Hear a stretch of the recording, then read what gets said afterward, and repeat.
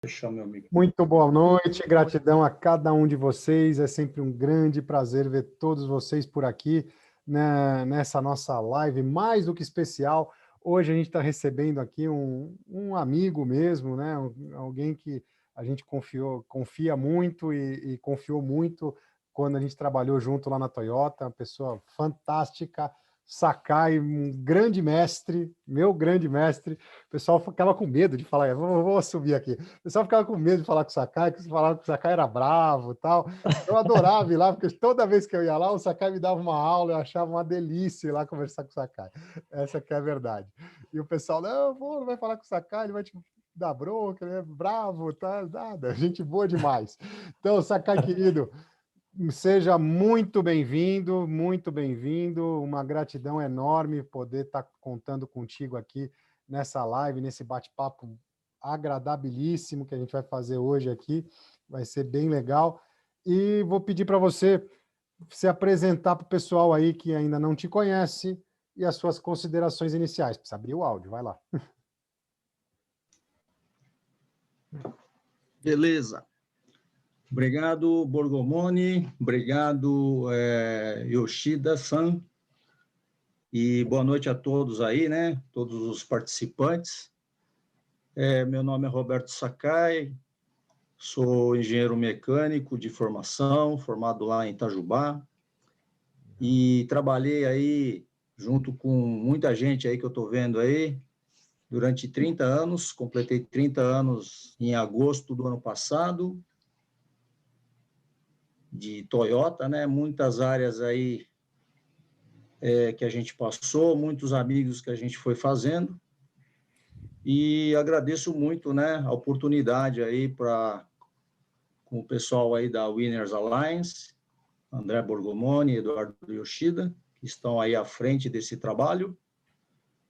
E é isso aí. Vamos lá, vamos ver quais são as perguntas, as dúvidas, o que eu posso, né, contribuir para esse trabalho bacana aí do Borgomoni e do Yoshida. Muito Legal, obrigado. gratidão, gratidão, Sakai. Muito Gratidão, bom. Sakai-san. Muito bom ter você por aqui. Yoshida, vai lá, faz a sua consideração inicial. Primeiramente, gratidão, Sakai-san, por estar prestigiando e apoiando o nosso trabalho, a todos que estão aqui na live. Bom, eu sou o Eduardo Yoshida, trabalhei 18 anos na Toyota, 6 na Denso, 24 anos de grupo Toyota. Bom, começamos praticamente juntos, né? Sakai, eu, né? E mais alguns colegas que estão aqui na sala, Hiroaki-san e tal, né?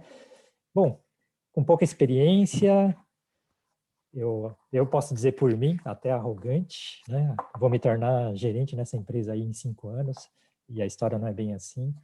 E a gente tem que se desenvolver muito, aprender muito, mesmo com 5 anos de treinamento no Japão, não é fácil fazer certo, né?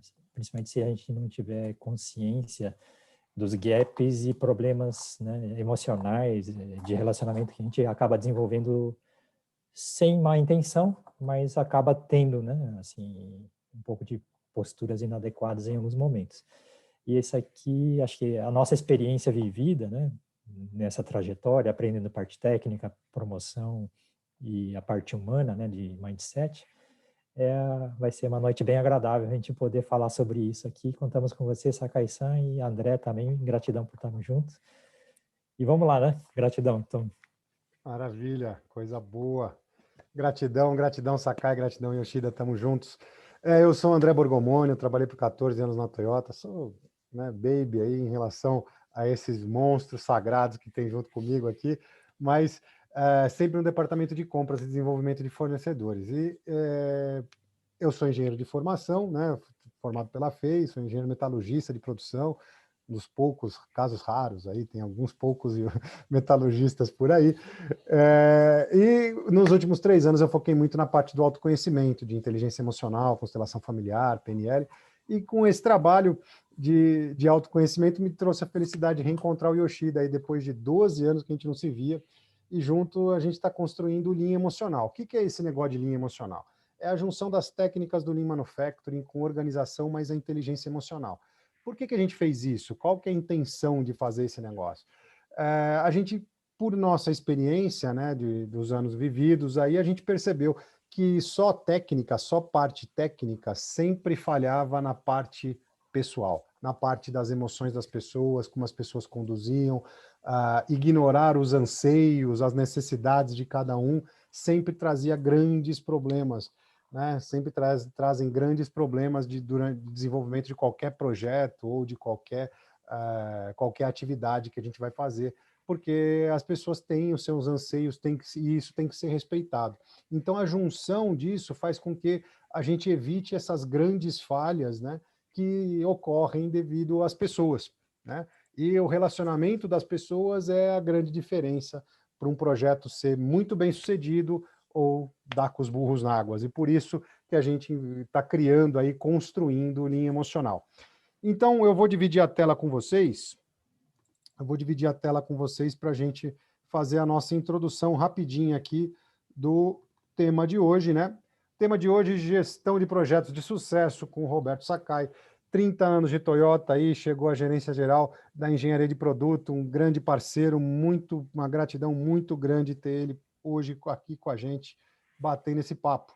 E hoje nós somos a Winners Alliance, que é a junção da Kaikaku Pro, a empresa de consultoria e treinamento que Yoshida já tinha, com a Aquila Transformação Humana, essa empresa de autoconhecimento, né, que fez essa transformação como, não é uma empresa de emagrecimento, de autoconhecimento, mas que me ajudou a fazer essa transformação primeiro em mim, né, o Sakai me lembra desse tamanho aí, ou até maior, que, né, e hoje eu tenho certeza aí, faz mais de ano que já eliminei esses 35 quilos aí, já até um pouquinho mais, e ajudei algumas pessoas também a se livrar de algumas correntes, algumas limitações, assim como o Yoshida, né, que era uma pessoa cheia de medos de se expor, de achar que ia ser criticado, achar que ia ter, né?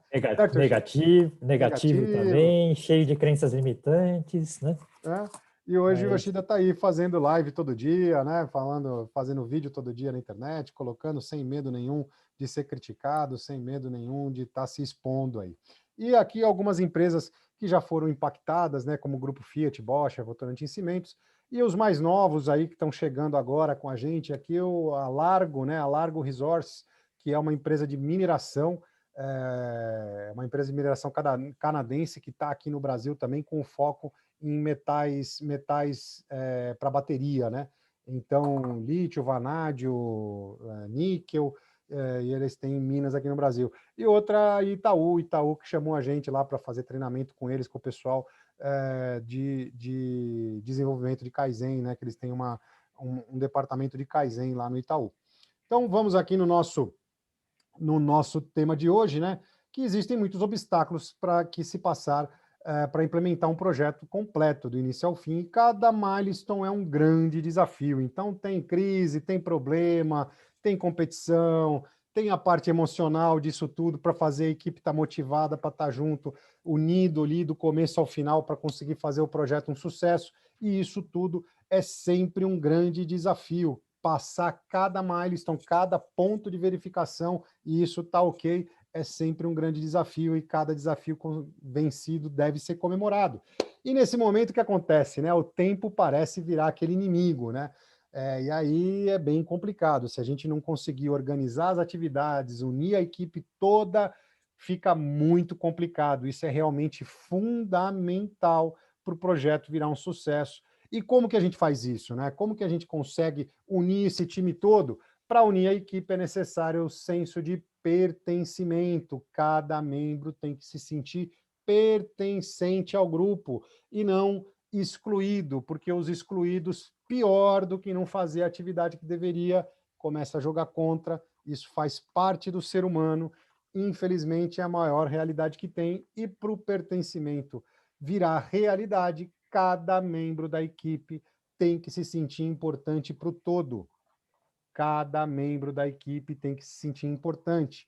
Aquele cara que recebe uma atividade e fala, putz, mandou para mim porque não tinha mais para quem mandar, pô, devia ter mandado para o estagiário e fica pedindo para mim, esse cara está me querendo me sacanear. Esse cara não está pertencendo ao grupo. Ele não pertence ao grupo. E mais do que ele não fazer a atividade que ele deveria fazer, ele vai começar a jogar contra. E isso é a grande realidade. E organizar e distribuir as tarefas, considerando o talento individual de cada membro da equipe, é fundamental. Aquela pessoa que tem mais habilidade numa parte da atividade, você coloca, né, e valoriza, e principalmente chega nele e explica exatamente por que você está passando essa atividade para ele e explicando o quanto é importante essa atividade para o grupo como um todo. Aí sim a gente começa a fazer o time inteiro se tornar único, unido de verdade, pertencente ao grupo, e aí é muito mais tranquilo, as barreiras começam a cair pelo caminho, porque se torna muito mais fácil o projeto se tornar um sucesso. E antes de sair fazendo tudo de qualquer jeito, planejar, fazer, checar e ação, né? PDCA, em cada etapa do processo, torna o processo como um todo muito mais assertivo, fica tudo muito mais tranquilo. E com essas atividades todas, temos a certeza que a equipe vai ficar unida, com todo mundo pertencendo, e o caminho para o sucesso é certo. E aí, eu pergunto para vocês se isso que a gente apresentou aqui faz sentido para vocês, se quais são os anseios, as expectativas de vocês para essa live de hoje, que vai ser muito bacana, sensacional.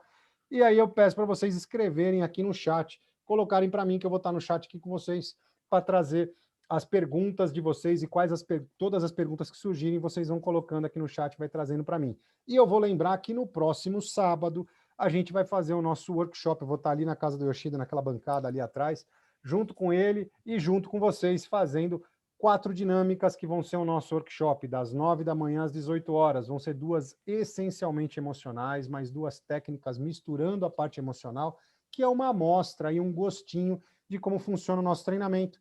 Esse workshop é totalmente gratuito e você ainda tem direito a um certificado de participação, mas para isso precisa fazer inscrição. A inscrição é muito simples, é rapidinho. Clica aí, eu acabei de colocar no chat para todo mundo aí, clica nesse link que está aí para vocês, faz a inscrição, nome, e-mail, rapidinho, vocês vão estar inscritos e a gente vai passar o próximo sábado juntos, fazendo esse workshop mais do que bacana. Tá certo? Então coloca aqui no chat para mim se faz sentido aquilo que a gente explicou, qual é a interpretação de vocês, as expectativas de vocês para essa live de hoje e todas as perguntas que eu trago aqui para o Yoshida e para o Sakai responder. Tá certo? Então, Yoshida, tá contigo, vai lá. Bom, gratidão pela introdução, André, gratidão a todos pela presença.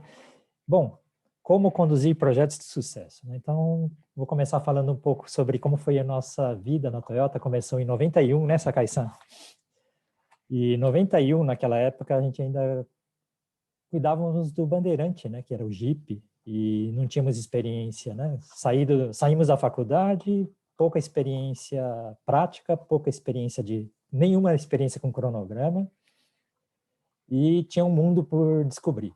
Então, tivemos que fazer alguns projetos iniciais para exercitar, trabalhar com cronograma, e, de repente, nós fomos para o treinamento no Japão, né, Sakai-san? 3 anos no Japão. Na época, tinha 50, 60 pessoas no Japão.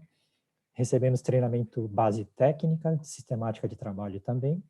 A gente volta e, na época, tinha uma política que tinha uma intenção forte de fazer fábrica com produção in-house, né? Produção na própria Toyota. E aí teve o primeiro Corolla, que saiu lá de 96 a 98, né? E depois teve uma mudança importante de política, que era não só in-house, mas tinha que trabalhar com uma base de fornecedores inteira. Então, na ordem de 30% in-house e 70% outsourcing, né? Comprando de fornecedores. E nessa fase que teve uma expansão forte das áreas, engenharia de produto, engenharia de produção também, e principalmente compras, né, e desenvolver um trabalho com fornecedores que não estavam acostumados com trabalhar com Toyota, né. Então, ao mesmo tempo que nós estávamos aprendendo, né, tratar com cronograma, entender PDCA, entender característica de projeto, né, e teve essa mudança de cenário, né, e a gente teve que fazer muita coisa em pouco tempo, né, no primeiro Corolla, né, depois o segundo Corolla, a segunda versão do Corolla, com bastante nacionalização. E de desafio em desafio nós fomos crescendo e aprendendo, né, Sakai-san?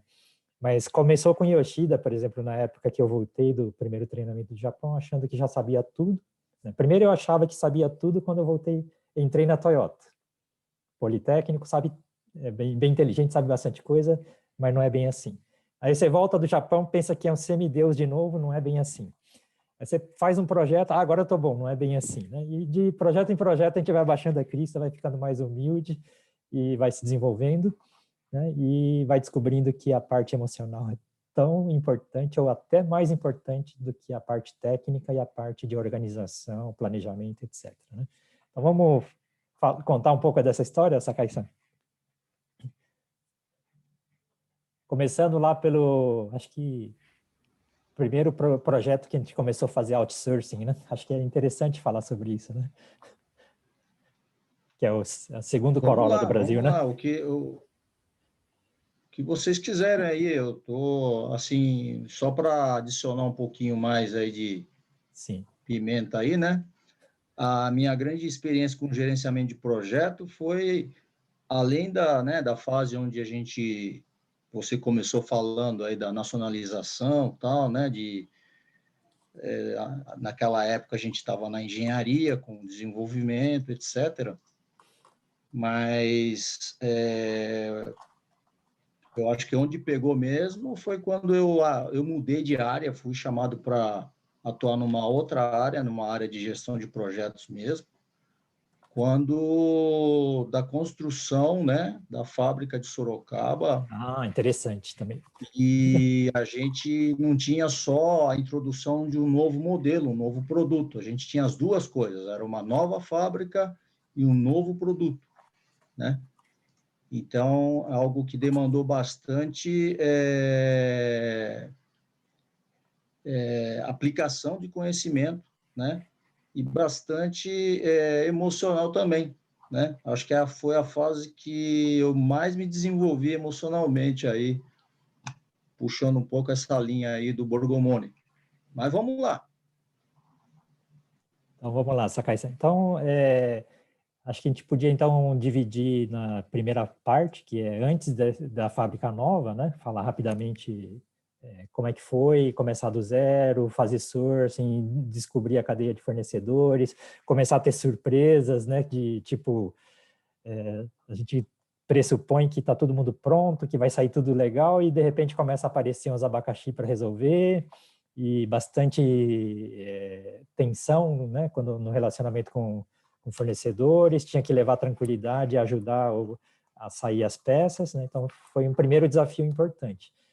E daí a gente vai acumulando esse conhecimento e usa nesse novo projeto, né? Com um amadurecimento. Aí, só nessa brincadeira, nós já estamos falando de 15 anos, né? Essa primeira fase, né? Então, vamos lá? Perfeito.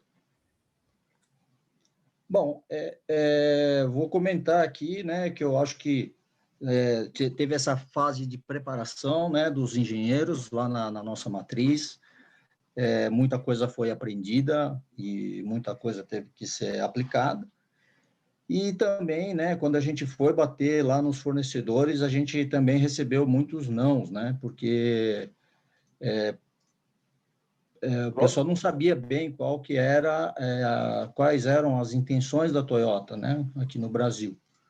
Então, tudo que eles tinham, a referência que existia naquele momento era o velho e bom Bandeirante, né?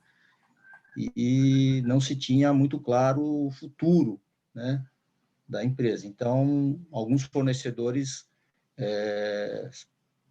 para eles não interessava naquele momento estar fazendo a parceria. E uma coisa que lá na frente, depois que virou um sucesso, né, depois do Corolla lá do Brad Pitt, né, vamos dizer assim, que é o garoto propaganda do Corolla, daquele modelo, é que muitos fornecedores se viraram à Toyota, né, e perguntaram, pô, Sakai, será que não tem como a gente participar desse projeto, não sei o quê? Então, assim, né, a gente também com bastante humildade, a gente teve que, né, pelo menos como respeito a todos aqueles fornecedores, parceiros que acreditaram na nossa proposta, né, de trabalhar em parceria, né? Nós continuamos aí por muitos anos trabalhando com eles, e para esses que, né, falar, olha, vamos ver, né, com o passar do tempo, se a gente vai precisar de novos fornecedores, a gente vai pensar em vocês também, né? Viu, Sakai-san? Deixa eu fazer um comentário rápido para o pessoal. Primeiro, nessa época a Toyota tinha um volume muito pequeno. Então, por isso que tinha um pouco de resistência. O seu negócio com a Toyota vai ser tão pequeno que eu acho que não vale a pena. Segundo, a Toyota tem um jeito diferente de fazer e desenvolve o fornecedor também, né? E isso que Sakai-san falou, quem veio junto, aprendeu junto, deu apoio para a Toyota naquela primeira fase, continuou, né, nos outros projetos. Quem vem depois, né, tipo, agora que você tem volume, me dá volume, não é bem assim, porque a gente tem que respeitar quem nos apoiou, né? E naquela época, algumas poucas empresas que sabiam como é que era a Toyota Global, né, já sabia que era assim que funciona, já veio logo no começo. As que estavam meio numa postura de, não, eu só pego se for filé mignon e projeto grande, tiveram um pouco de dificuldade para entrar depois, acredito, né? Mas nesse processo, né, então foi um aprendizado dos fornecedores que nos acompanharam, né, o nosso também, né, e nessa brincadeira a exigência Toyota é um pouco mais alta que a maioria, né, o padrão do mercado, e a gente teve que ajudar, né, a levar tranquilidade nos fornecedores, a dar assistência técnica, né, trazer gente do Japão, nós mesmos, né, tivemos que aprender, né, como tratar, como resolver, como dominar, né, a situação de crise, né, que era, acho que contar uma ou outra história sobre isso é interessante, Sakai. Alguns projetos que a gente sofreu um pouquinho mais, né, com alguns fornecedores, né? Eu acho que é uma questão de uma cultura, né, diferente. Uma cultura diferente é o que existia no mercado automobilístico, né, na época, né? A Toyota veio com critérios aí, um nível bem elevado em questão de exigência ao grau de qualidade, porque não era simplesmente fazer aqui, né, produzir aqui os veículos, né? Seguir o mesmo nível de qualidade em que ela comercializa aí produtos em vários países, e começando lá pelo Japão. Então, é a manutenção desse patamar, né? Reproduzir isso aqui no Brasil. E isso era uma coisa, um desafio muito grande, né? E fazer com que todos os fornecedores entendam a filosofia de trabalho da Toyota, né? E para isso exigiu da gente, né, dos engenheiros aí, esse entendimento, né, desse propósito primeiro, né, de que realmente a Toyota está aqui no Brasil para fazer um trabalho diferenciado, né, para introduzir produtos aí de alta qualidade, né, de alta confiabilidade, durabilidade, né? Então, estávamos aí começando um grande desafio aí dentro do mercado, né? Então, foi bastante desafiador para nós, e creio que nós conseguimos, né, mudar esse patamar, né? Hoje eu costumo encontrar aí vários amigos aí, e a gente conseguiu, né, com todo respeito aos nossos antepassados aí que trabalharam aí no Bandeirante, né? Eu também atuei bastante aí, mas eu acho que nós conseguimos mudar, né, de patamar, né? Nós saímos daquela empresa de manufatura do Bandeirante, né, que é um produto muito bom, reconhecido no mercado, para competir aí, né, com os grandes players aí do mercado, né, e exceder aí várias expectativas, né. Então tem muitas histórias aí que, Sim. se a gente for começar a falar, a gente acho que nem termina mais essa live, né? Eu vou contar algumas também, tá, Sakai? Por exemplo, eu fui para um treinamento no Japão de 3 anos, né, na área de fermentaria, né, de fermentaria, parte carroceria do carro, né, parte da lataria do carro, né. Bom, nacionalização de aço, que foi um projeto que eu cuidei, né. Em 2 anos, nacionalizou a quantidade de itens que nos Estados Unidos a Toyota demorou 10 anos. Então, a gente teve que fazer muita coisa muito rápido, né? E gerar a própria nosso fornecedor de aço também teve que desenvolver uma planta planta nova, planta de zincagem, né, para melhorar a qualidade do aço, né? E nós nacionalizamos mais de 400 peças em estampados, né? Então veio aço, ferramental, né? E os fornecedores que estampavam essas peças. Então a gente teve que fazer esse tipo de coisa. E tinha peça que não saía, tinha que ir lá, resolver o problema técnico. E exemplos que aconteceram comigo, né?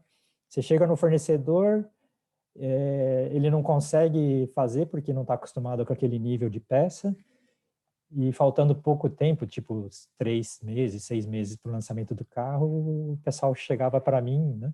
Olha, Yoshida, a Toyota exige muito e já está muito perto do lançamento, e se der eu tentar mexer na peça aqui, na ferramenta, pode dar um problema grave e vai rolar a cabeça aqui.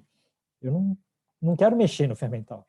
Eu tive que falar assim, olha, se esse é o problema, pega um papel e escreve que a responsabilidade de tudo que acontecer aqui é do Yoshida, porque Yoshida está pedindo, e se der errado é a responsabilidade do Yoshida.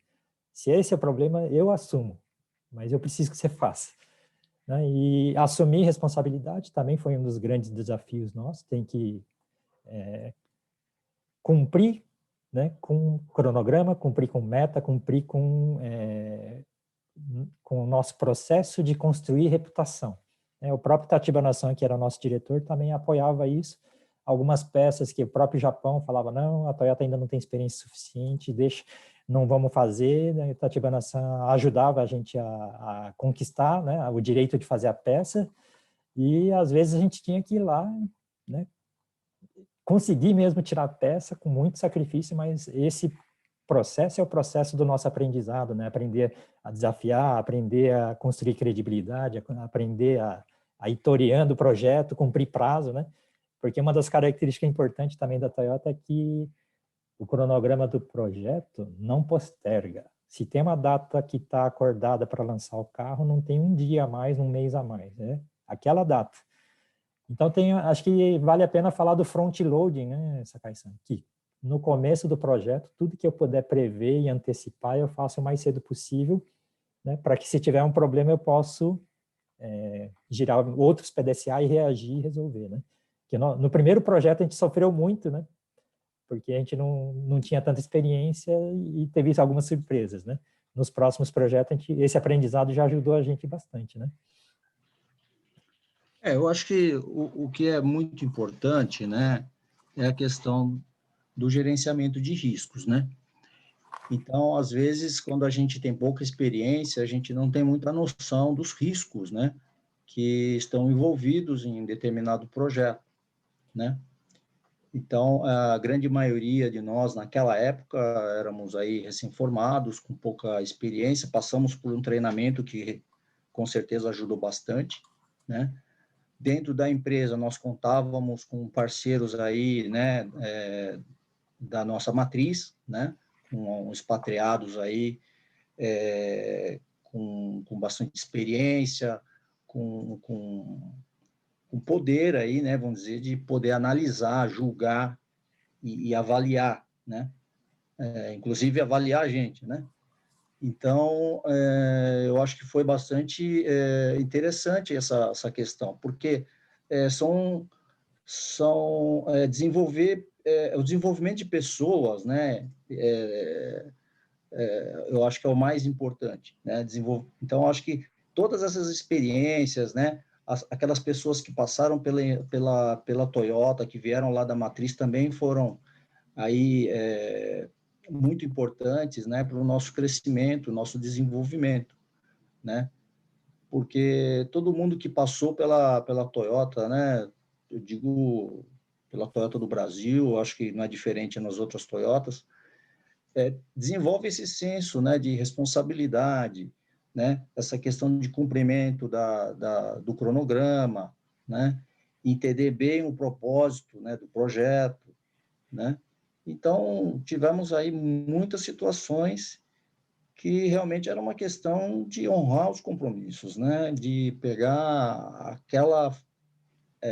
aquele trabalho, ir até o final, não desistir, ficar de olho atento ao que se passa no fornecedor, né? Não ficar apenas recebendo mensagens, escutando o que está acontecendo, né? Muito importante, né? A gente ir até o Gemba, né? E fazer o famoso Gente Genbutsu, né? O que é o Gemba? O Gemba é o chão de fábrica, né? O shop floor lá, onde estão acontecendo as coisas, né? Para os brasileiros é igual o São Tomé, é ver para crer, né? Isso. Você vai lá, vê, acredita que está acontecendo aquilo lá, mas não morre aí. Você tem que avaliar com seus pares, né? Como resolver esse problema, como atacar esse problema. E, assim, é um trabalho muito colaborativo, né? Esse trabalho que nós desenvolvemos aí, aqui no Brasil, junto com a cadeia de fornecedores aqui no Brasil, né?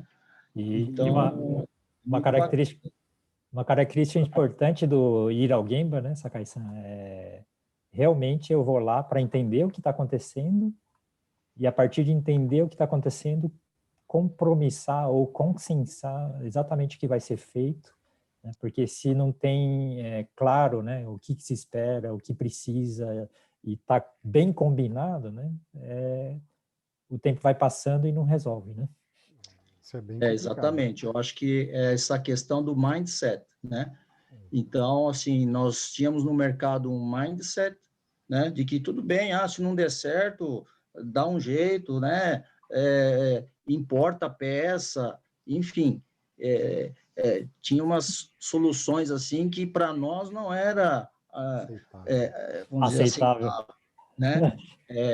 A gente tem que nacionalizar a peça, né? Afinal, o fornecedor quer ou não quer continuar, né, no mercado, ganhar dinheiro, né? Vamos dizer assim, sim. No mercado, né? Então, eu acho que é honrar aquilo que a gente se compromete a fazer, né? Então, foi muito bacana isso daí. Eu acho que tem muita gente aqui na live de hoje que passou por isso, né? E eu tenho muita saudade dessa época aí, que foi uma época muito bacana. Todos nós temos, que bom. Maravilha. Deixa eu fazer um intervalinho aqui, uma paradinha rapidinho, só para lembrar que a gente vai ter o nosso workshop no próximo sábado, tá? É um workshop Gestão em Linha Emocional. A gente vai estar lá fazendo 4 dinâmicas junto com vocês, das 9 da manhã às 18 horas. Esse workshop é totalmente gratuito, com certificado de participação, mas precisa fazer a inscrição. O link está aí de novo para vocês. Clica lá, faz a inscrição rapidinho e vocês vão ter essa amostra aí do nosso treinamento, que é muito bacana, vai ser muito legal, a gente vai ficar essas 8 horas muito bem aí. E já tem um monte de pergunta aqui no chat, deixa eu começar aqui, que o Sakai, o pessoal vai te metralhar aqui, tá bem legal. Boa noite, Sakai. Depois de tanto tempo na Toyota, qual você considera o maior desafio que você já passou num projeto? Eu lembro do Sakai dormindo dentro da Fielder, mas vamos ver. Qual foi o maior desafio, Sakai? Fala lá. Olha, Borgomani, você mencionou a gente dormindo dentro da Fielder, né? E, assim, isso daí só para resumir, porque a história é muito longa, a gente importou um molde de para-choque dianteiro de uma série nova, né, do Corolla, que a gente ia lançar. Eu não lembro bem o ano, se era 2006, 2008, sei lá. Mas o que aconteceu com esse molde? Esse molde começou a trincar. Ele veio, fizemos o tryout lá no Japão, trouxemos ele para o Brasil, né, para injetar no nosso fornecedor, né, lá em Jundiaí. E aí o molde começou a trincar naquela região da placa do carro ali, né? Então, ele falou, pô, mas o que está acontecendo com esse molde? Né? Esse molde saiu bem de lá e depois dos tryouts aqui começou a trincar aqui. Aí, vamos correr atrás, né? Bom, enfim, levamos esse molde para uma ferramentaria lá em Diadema, né? E lá começamos a analisar, avaliar soluções, né? Começamos a vamos soldar, tal, não sei o quê. Enfim, no final, a gente colocou, né, a gente preparou um inserto, né, inserimos ali um bloco de metal para resolver o problema da trinca, né, ajudou ainda porque não era uma parte aparente do veículo, era bem na região ali onde você coloca a placa do carro, né, então, até nisso daí, Deus foi generoso com a gente, né, e aí, assim, né, para estar ali naquela situação toda, né, a gente fez uma força-tarefa e ficamos lá, praticamente dentro da ferramentaria, né? E ali naquela região não tem hotel, né, de 5 estrelas, nada disso. E, pelo contrário, a gente tinha que ficar lá cuidando do nosso molde de 45 toneladas como se fosse um filho doente da gente, né? E aí, nas horas que permitiam, né, o carro estava lá fora e a Fielder, né, graças ao generoso espaço interno, a gente descansava lá dentro, né? Tinha gente que juntava as cadeiras assim, né? Tem até colegas aí que dormiram na cadeira na sala de reunião, mas eu fui lá no carro dormir. Bom, enfim, arrumamos o molde, levou no caminho para ir para o fornecedor fazer o tryout, o molde escorrega do caminhão e cai no meio da calçada. Graças a Deus não matou ninguém, né? Não machucou ninguém, só entortou umas coisas lá, a gente, né, trocou mangueira, algumas coisinhas, conexões, e rapidamente, né, consertamos isso, né, não teve um dano maior, né, vamos dizer, fatal, assim, para o molde, transportamos ele durante a madrugada para o tryout, chegamos de madrugada lá e logo já descarregamos o molde, fizemos o tryout e começamos a injetar para-choque, né, porque a fábrica já ia começar a produção piloto também. Então, essa é uma pequena história, né, que a gente tem aí de coleção, né? Mas eu acho que o mais importante aí, né, da questão, o grande desafio na questão de gerenciamento de projeto é a formação de equipe, né? Você ter uma equipe que entenda bem o propósito daquele projeto, né? Que esteja aí bastante alinhada com o pensamento, né?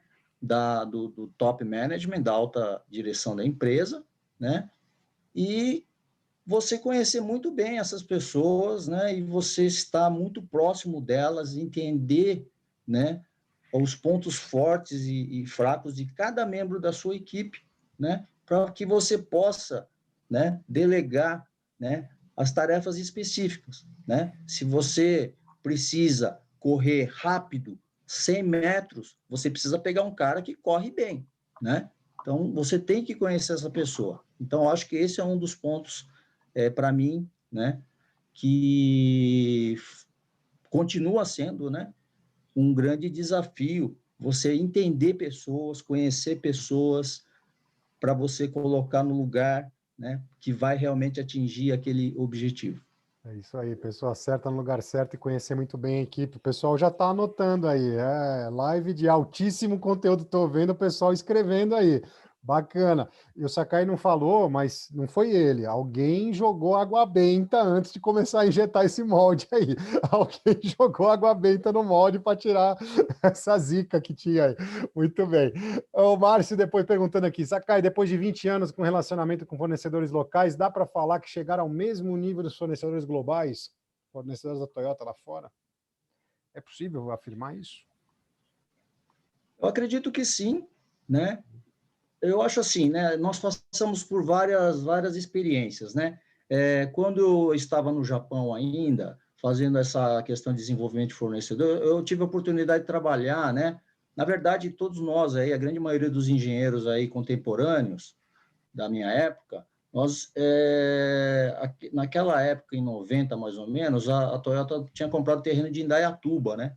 E a gente tinha, assim, nós fomos contratados como se nós fôssemos trabalhar na nova fábrica, né, da Hilux, no Brasil, né? Mas, infelizmente, a história mudou, né? Nesse meio tempo, a fábrica da Hilux foi para a Argentina e eu atuei no desenvolvimento de fornecedores, começando lá na Argentina. Do período que eu fiquei no Japão, praticamente foram quase 3 ou 4 meses que eu passei lá na Argentina para conhecer fornecedores, né? Desenvolver fornecedores tal para esse projeto da Hilux, que começou primeiro, né? E depois a gente foi para esse projeto da Argentina. Desculpe, o projeto do Corolla em Indaiatuba, né? Porque aí depois veio o projeto para nós do veículo de passeio. Então, assim, naquela época era muito difícil, né? Na Argentina também se passava uma situação, acho que um pouquinho pior do que a nossa, em que a maioria dos fornecedores estavam sendo ou fechados, né? Ou comprados, ou adquiridos, né? Aqui no Brasil também se passou por isso, né? Mas eu acho que nos tempos mais recentes, devido à globalização, enfim, eu acho que o nível que a gente tem, né, praticamente, acho que não fica devendo nada aos demais países, ou, enfim, eu acho que também teve a questão de muitos fornecedores japoneses que vieram para o Brasil, né, em função do aumento da escala aqui no Brasil. Então, assim, o grande ponto era o volume, né, para que essas empresas japonesas viessem se instalar aqui também, né? Então, a partir do momento que se justificou isso daí, né, então esses fornecedores também se instalaram aqui no Brasil e estão aí hoje, né, fornecendo aí para não só para a Toyota, mas também para outras montadoras também. É isso aí. Viu, Sakai-san? Deixa eu comentar de um desafio que eu acho que foi um desafio importante para todo Toyota, né? Aprender a lidar de verdade com PDCA, né? Plan do Check Action. Então, quando eu não sabia PDCA, teve uma ocasião que, meia-noite, meu gerente me ligou e perguntando assim, Yoshida, me diz como é que está o ferramental. Eu estava trabalhando 16 horas por dia, sem dormir, de domingo a domingo. Aí, quando eu escutei, Yoshida, escreve um e-mail de 3 linhas, né? Eu estava tão cansado, não entendia bem o PDCA, que eu cheguei para o meu gerente e falei assim, olha, primeiro, eu sou sério, trabalho direito. Não preciso ficar mentindo, não preciso ficar escondendo nada. Eu já falei que eu estou exausto, cansado. Quer saber? Vai para aquele lugar e desliguei o telefone na cara dele. O que eu descobri, né, nessa brincadeira? Que a gente tem compromissos, né? E estava tudo sob controle, bastava eu escrever as 3 linhas dizendo que está tudo sob controle, tal data vai estar com peça boa, etc. Né? E por que ele me intimou para dar aquela resposta? Porque se eu demorasse mais um mês, por exemplo, ele tinha que disparar importação aérea por 6 meses. Porque a gente fracassou no projeto. Bastava Yoshida falar assim, não, daqui uma semana está tudo perfeito, porque está assim, assim, assado, já entendi a causa, só está fazendo a contramedida. Terminar de fazer a contramedida, testar e validar, acabou. Né? Aí, né, que entra a parte do mindset, entender o propósito das coisas, entender as ferramentas, entender a postura adequada, né? E é muito simples. Tá perigoso, avisa antes para poder dar tempo de tomar contramedida. Tá sob controle, avisa logo para não deixar ninguém preocupado. Então, o maior poder do PDCA é ajudar a criar consenso, ajudar a ficar claro o que está sendo feito, né? E ajudar até a mostrar que nós somos muito capazes, né? Quando você não faz o cronograma, não faz o acompanhamento do cronograma, gera medo, gera desconfiança, gera mal-estar, né? Basta ter um plano bom, né? E deixar muito claro que está de acordo com o plano. E quando está com dificuldade, o que está fazendo para resolver, né? E se precisar de ajuda, pedir ajuda na hora certa, né? Não deixar desandar, né?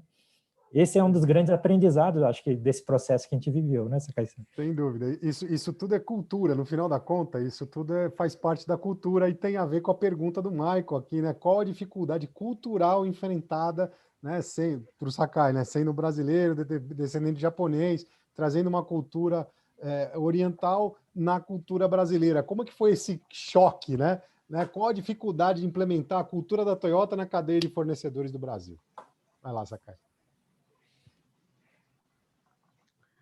Eu acho que até calhou, né? Parece que eu estava com uma transmissão aqui de pensamentos, né? Mas o que eu ia falar aí, né? Na verdade, são 3 letras, né? BNF, Bad News First, né? Notícia ruim em primeiro lugar, né? Então, a gente faz até piada com essas coisas, mas, enfim, ao longo da nossa carreira, aí a gente tem uma coleção aí, né, de termos, de pérolas aí, né? Porque sem essas pérolas também a gente não sobreviveria, né? A tamanha pressão, né? Tamanha o estresse, né? Do nosso dia a dia, né? Então, tem colegas aí que devem estar dando risada aí, porque sabem do que eu estou falando. Mas eu acho que a grande diferença é essa cultura mesmo, entendeu? Porque nós aqui sempre fomos, né, na cultura nossa, na nossa sociedade, a gente cresceu, né? Com essa questão de não estar falando, né? Não dar notícia ruim, a gente só quer falar notícia boa, né? Só maravilha, né? A gente quer agradar o ouvido do nosso interlocutor. E não é bem assim, né? A gente precisa estar mostrando a realidade, né? E outra coisa aí, a questão do PDCA e tal, né? Eu acho que uma coisa muito forte na cultura da Toyota é que todos nós, né? Independente do nível dentro da corporação, periodicamente nós somos o quê? Avaliados, né? Somos treinados na questão do problem solving, né? Do TBP, Toyota Business Practice, ou no método de resolução de problema, né? Que é fazer aquele A3, né? E colocar lá o problema, descrever o problema, né? Que já é uma dificuldade também. O que é problema, né? Acho que vocês já andaram falando em algumas lives, né? O que é problema, né? Então, descrever o problema, a situação atual, o fluxo, né, dados, né, gráficos, etc. Depois, né, definir qual que é o problema especificamente, né? Depois achar a causa raiz do problema, né?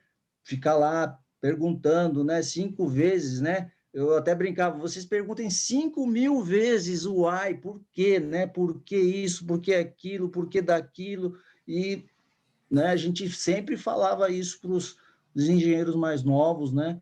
Então, você foi no fornecedor, tal, foi lá, viu, né? Tem o 5W mais o H, né? Onde, por quê, quem, quando, como, né? Quanto vai custar? Falando how much, né? Pode ser 2H, 3H, sei lá. O que vier, né? Você tem que ir lá e vasculhar e trazer ter essas respostas, né? Porque a lógica sempre, né, Sakai-san, começa pelo bad news first, porque tem que evidenciar o problema. Exato. Eu lembro de uma reunião que o presidente da Toyota Argentina perguntou para todo mundo, tem problema? Perguntou para um, não tem problema, para outro não tem problema, não sei o quê. Né? Quando ele terminou, todo mundo falou que não tinha problema. Né? O Katsuta-san ficou vermelho de raiva, assim, não tem problema, é o maior problema do mundo. Né? Porque significa que ninguém está indo no Gemba para achar o problema. É impossível não ter problema. Né? Então, a postura tem que ser essa. Eu vou atrás do problema para não deixar eles explodir lá na frente, que tem a ver com aquele front-loading que eu falei logo no comecinho, né, da live, né, Sakai-san? Exatamente. Então, assim, retornando um pouco, né, essa questão da pergunta, né, eu acho que a grande diferença é essa, é a cultura, é o cultural, é a questão dessa diferença, né, que nós, né, somos aí desde pequenos, né, às vezes nós crescemos com essas crenças, né? Vamos dizer assim, que acabam limitando a gente quando a gente vai trabalhar numa grande corporação, né? Como a Toyota, por exemplo, que tem uma cultura muito forte, né? Ela já vem de uma cultura da sociedade japonesa, né? Vem de uma cultura corporativa muito forte que ela mesma foi criando ao longo dos anos. Então, acho que esses são os pontos, vamos dizer, que chocam bastante, né? Quando a gente vai ter uma experiência como essa. Não sei se eu respondi a pergunta ou só enrolei aí. Vamos ver. E, viu Sakai-san? Acho que eu vou complementar com o seguinte. A intenção de achar o problema logo não é criticar, não é bater, é resolver, né? E depois que a gente resolve, a gente tem que parar, fazer a reflexão, né, para entender o que eu posso aprender com isso e o que eu posso evitar de problemas nos próximos projetos através, né, de ter vivido os problemas, né? Esse é um processo de aprendizado que também é super importante na continuação, né? Isso, é uma coisa que a gente costuma fazer, né, que a gente chama de Hansei, né, que é a reflexão, né? Então, a gente faz aí reflexões, às vezes, intermediárias e também no final do projeto, né, para que a gente tire, né, os aprendizados, os lessons learned dos projetos, né? Isso é muito importante também. E para um bom Hansei, primeira coisa, tem que assumir o erro, né? Tem que assumir que errou e tá tudo bem errar, né? Porque afinal de contas a gente é ser humano, né? Pode errar. Não tem problema, né? Exatamente. Não é robô, né? Então, importante é não continuar incorrendo no mesmo erro, né? Aprender com isso e nunca mais fazer o mesmo erro, né? Aquela história de poder errar alguma coisa diferente sempre, né? Isso faz a gente evoluir, né? Sempre tá errando alguma coisa diferente. E para isso precisa fazer o Hansei que o Sakai falou aí, que é a reflexão do que aconteceu para crescer e evoluir, não deixar fazer de novo lá para frente. Certo? Exatamente. Vai lá, Yoshida. Bom, o tempo está curto, né, Sakai-san? Fala um pouquinho da segunda fase. Tá.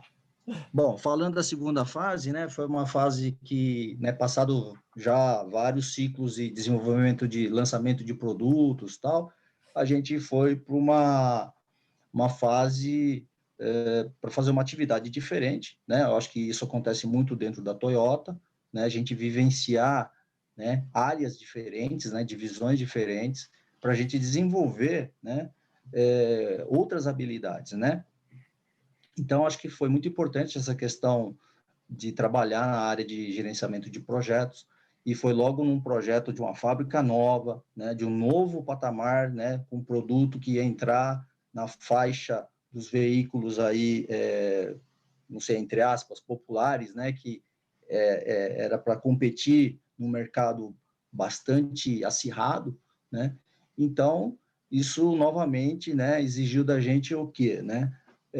Habilidade de estar coordenando pessoas, conhecer pessoas, conhecer o que as outras áreas fazem, né? Porque o que a gente fazia no gerenciamento desse projeto da fábrica nova e do produto novo, né? O produto novo é o Etios, né? Que a gente começou a produzir lá em Sorocaba, né? Então, a gente fazia, né? A gente tinha um negócio, uma sala bem grande assim, né? Que a gente chamava de OBA, né? OBA, traduzindo, é uma sala grande, né? Então, nessa sala grande, nós reuníamos várias informações. Nós dividimos as paredes, né? As paredes todas elas, de preferência, limpas ali, com quadros. E para cada divisão, né? Que está... Praticamente toda empresa participa de um projeto. Então, a gente dividia o espaço dessa sala, né? Em painéis, em áreas, né? Em função também do tamanho, né? Do grau de participação de cada divisão. E nós começávamos lá com o Master Schedule, que é o cronograma principal, né, o que rege todo o projeto, com todos os objetivos, né, com todos os milestones, né, do projeto, né, e com os pontos, né, que a gente precisa fazer a gente precisa fazer uma checagem para avaliar se o projeto está indo bem ou mal, se a gente está atrasado ou adiantado, né? Então, a gente não poderia ter vergonha nenhuma falar que está atrasado. Não, está atrasado, mas eu vou fazer tal coisa, né? Então, era isso que a gente discutia nessas reuniões, geralmente em pé, quase 2 horas de reunião, né? E passávamos por cada quadro, né, até o final, né? Isso não era só, parece assim, escutando essa conversa, parece que a gente estava só promover evento, né? Era promotor de evento, né?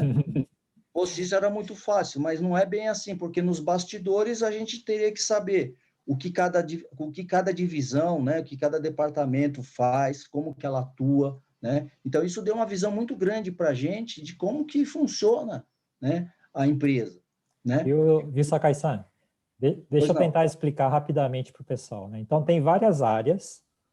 A lógica do OBA, né, da sala grande, é todos os cronogramas que estão visíveis. Porque quando não tem cronograma visível, a gente não sabe o que outra área está fazendo, a gente não consegue colaborar com a outra área. A lógica é construir colaboração através de todo mundo entender o que cada área está fazendo, e com certeza tem overlap de atividades, e quando está visível o cronograma, tem overlap, você entende exatamente que papel você tem na sua área e também ajudando a outra área, né? Então, Perfeito. ficar visível e entender as Isso. dificuldades e criar o senso de equipe com isso, né? Parece que, não, eu só fazendo a minha parte, o meu trabalho do meu departamento está bom, mas não é. A ideia é realmente fazer um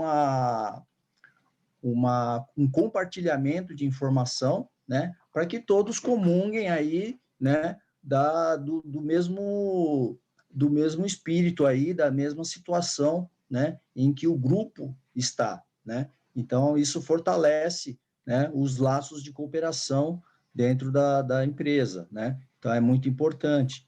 Então, assim, o tempo está bem já apertado, mas era isso que nós fazíamos, né? E para isso, né, não era só uma promoção de evento, a gente fazia reuniões nos bastidores, assuntos que na hora surgiam e que a gente enxergava, às vezes, numa dessas reuniões que era um assunto bastante grave, né, uma situação grave, então imediatamente nós combinávamos uma reunião em separado, com alguns membros ali, para também não tomar muito tempo, né, e tomar decisões rápidas também, né, porque o tempo corria, né, contra a gente ali. Então, a gente precisa dar uma rápida solução para aquela situação, né?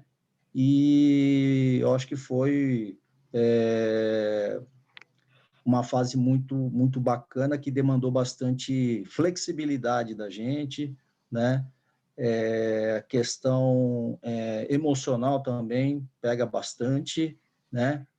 Porque é uma situação nova, né? E uma pressão muito grande. Então, a gente precisa estar equilibrado, né? Precisamos estar bem, né? Com a cabeça boa, Sim. e para ter saúde, inclusive, né? Porque se você não está emocionalmente bem, você não está com o seu corpo em perfeito funcionamento, né? Então, né, nessa época aí, né, a gente também buscou aí conhecimentos novos, né, coisa que o Borgomoni andou fazendo aí nos últimos tempos, né. Então, naquela época já, por exemplo, eu comecei a fazer meditação, né. Então, são coisas, e até hoje eu faço, né, inclusive antes da live, 10 minutos antes aí de começar, estava tentando fazer a conexão com o Borgomoni. Eu estava terminando minha aula de yoga, né? Eu faço yoga 2, 3 vezes por semana, sempre que possível. Então, assim, é bastante importante essa questão de se conhecer, né? Do autoconhecimento, do equilíbrio, né? Para que a gente consiga ter a calma, né? Para Sim. tomar decisões aí nos momentos difíceis. É Viu, isso aí. Sakai-san? acho que foi a última lição que eu aprendi do Tachibana-san. Para que a gente tem que ter inteligência emocional e outras coisas, né? Porque no processo do nosso trabalho, para dar certo, nós temos que harmonizar. Então, se você não está bem com você mesmo, você externa o ruim, né? E por isso você não harmoniza e cria tensão no ambiente.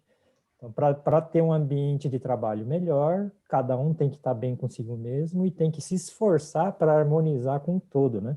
Isso aí eu demorei muito para aprender, graças a Deus, com a inteligência emocional e outras coisas, a ajuda do André também.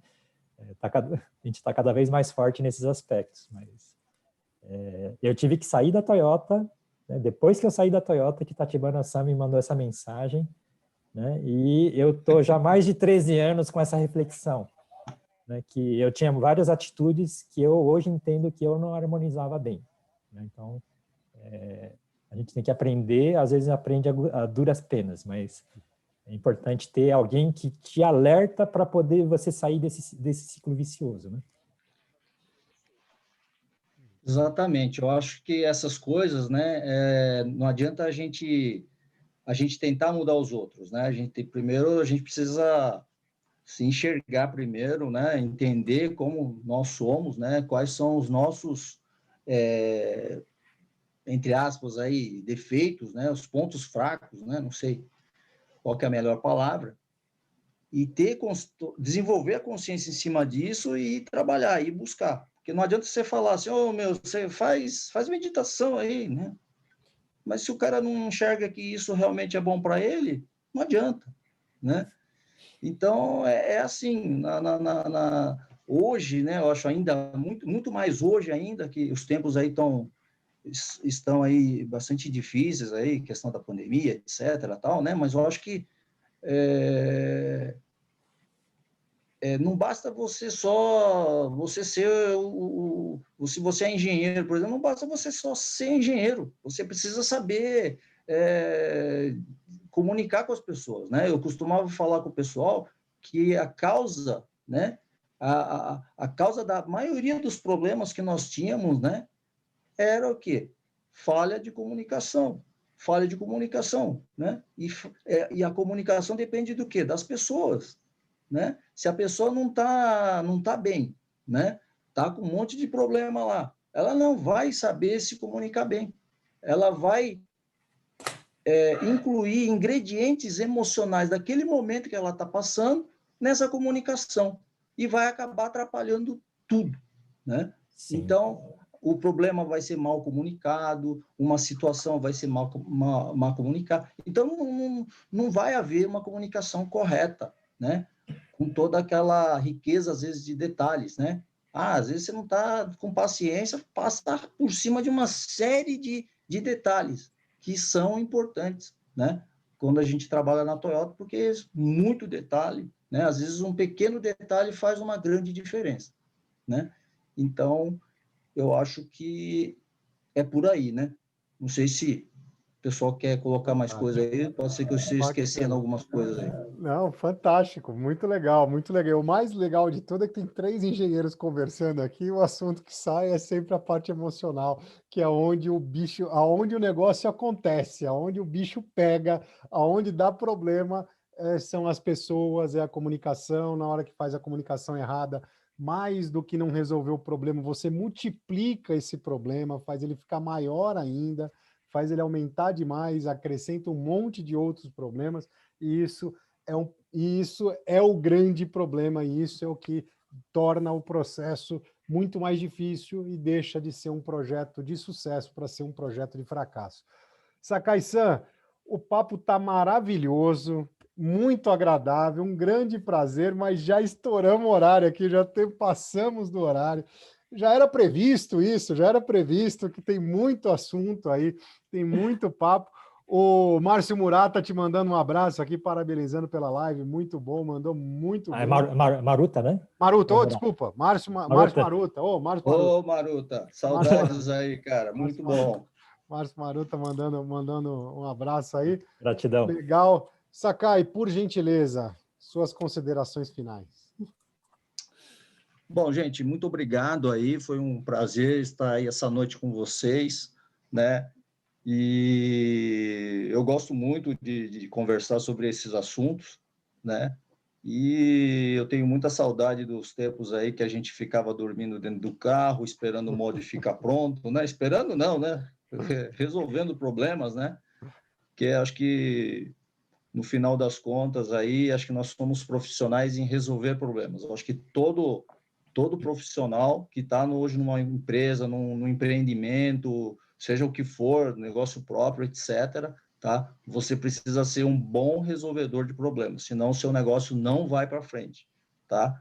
Então, eu acho que essa é a mensagem que eu gostaria de deixar aí para vocês e vamos ver se a gente se encontra por aí. Tá? Eu só queria saudar aí meus amigos aí, meus colegas aí, que tem vários aí que eu vi na lista aqui de participantes. E um prazer aí estar encontrando vocês. E também para aqueles que eu não conheço, desejo aí muita sorte, né? Muito equilíbrio, conhecimento, né? E aprender aí com as feras aí da Winners Alliance aí, o Borgomoni, o Yoshida, que eles provém aí muito material, muita informação, muita experiência, né? E tá aí na internet, né? Tá no YouTube, tá em vários canais aí, né? Eu acho que é uma coisa muito bacana o que eles estão fazendo aí. Então, eu endosso aí o trabalho de vocês aí, de vocês dois aí, tá? Gratidão, Parabéns aí para Sakai-san. vocês e parabéns aos participantes aí. Gratidão, Sakai, gratidão. Pô, que prazer. Maravilha. Yoshida, por gentileza, considerações Bom, finais. primeiramente, gratidão, Sakai-san. Espetacular a live de hoje. Gratidão a todos que estão presentes e nos acompanham. E se eu tivesse usado melhor essas 3 palavras que eu vou falar agora, no sábado nós falamos sobre as 5 atitudes fundamentais para ter sucesso, né, que é basicamente o Toyota Way, mas hoje eu vou falar de 3 palavras que fazem muita diferença. Eu tenho que me desafiar todo dia, então eu tenho que ter coragem para mudar o que precisa ser mudado. Para criar um ambiente onde a comunicação é mais saudável, melhor, né? E até não ficar fazendo coisa absurda, que não tem sentido, eu tenho que ter serenidade, né? Para aceitar as coisas que eu não posso mudar, mas tudo que eu posso mudar, eu tenho que ter coragem para mudar.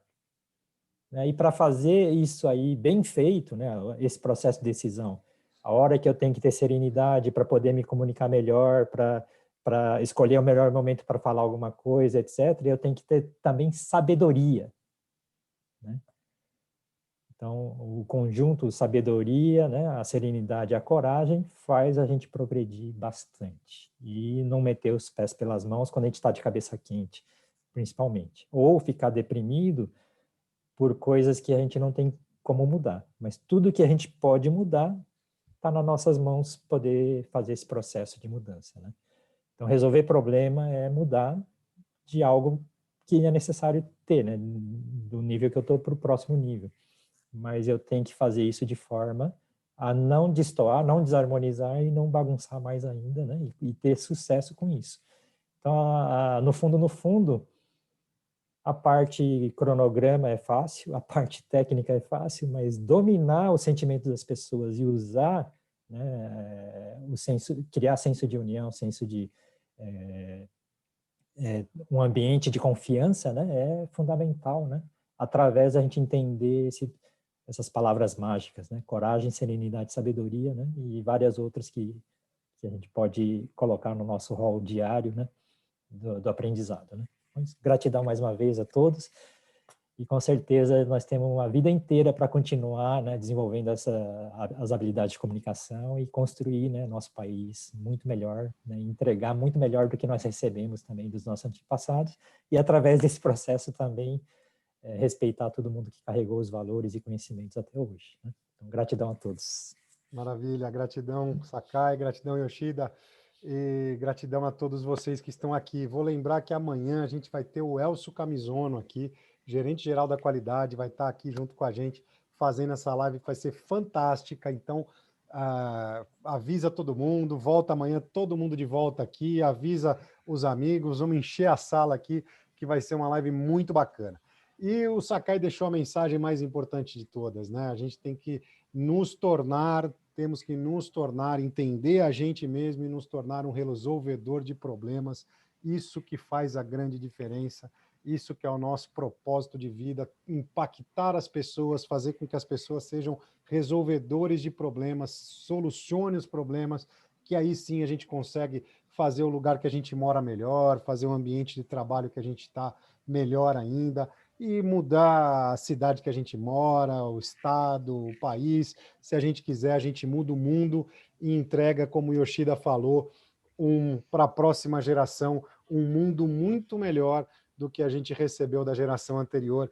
Isso é o nosso grande propósito e por isso que a gente está aqui e a gente planta onde a gente sabe que vai nascer e por isso que a gente planta aqui com vocês, pessoas especiais que estão aqui dedicando tempo livre para estar aqui adquirindo um pouco de conhecimento e fazendo muito melhor aquilo que já está fazendo hoje. Então, para vocês é que a gente faz esse trabalho, para vocês que fica aqui o nosso aplauso. Então, a partir de agora, a gente abre o microfone de todo mundo e dá o nosso aplauso para vocês. Gratidão por estarem aqui. Valeu, gratidão. Até amanhã, todo mundo aqui de volta. Valeu, tchau, gratidão. Até mais. Tchau, Valeu, tchau. valeu.